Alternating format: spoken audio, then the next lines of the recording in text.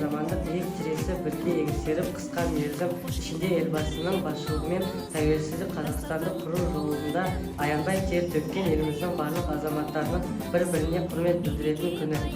Sizге алғыс білдіреміз. 17 Navruz tarixқа tavsiz күні. Бұл күні жастардың ұлттық құндылықтарға бауыр, ұлттық рухта тәрбиелеу, туған өлкенің тарихы туралы ойларының кеңейту. 19 Navruz шымырлық пен шеберлік күні. Бұл күні қазақтың ұлттық ойындары өте көп ойналады.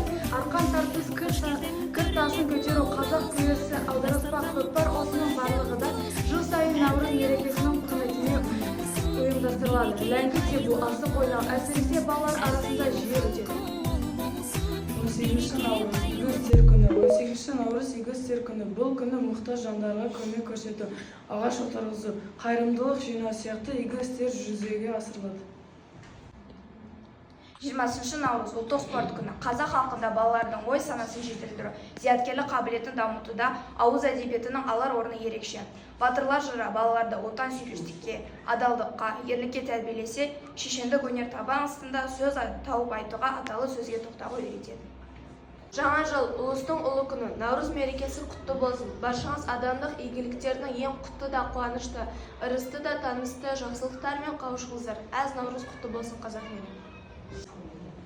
Халықтың өмір салты, оның күнделікті жұмысы, адамдардың өзара қарым-қатынасы, халықтың әдет-ғұрыптар мен салт дәстүрлер, ұлттық тағамдар, қонақтарды қабылдау және сыйлау арқылы айқын танылады. Ұлттық тағамдар күні әр үйде ет, қуырдақ, бауырсақ, құрт, сүзбе, ірімшік, қымыз, шұбат, айран сияқты ұлттық тағамдар әзірленеді. Көктем мен жаңару мерекесінің басты тағамдары наурыз көже. 2 Navruz ұлыстың ұлы күні.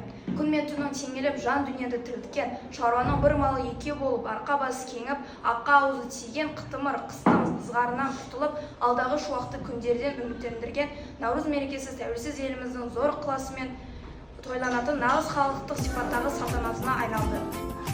Салт дәстүрім қазына. Беташар дәстүрі. Тұсаукесер рәсімі. Нәрестені бесікке салу рәсімі. Бұл баланы студентке отырғызу дәстүрі. Қыз ұзату рәсімі.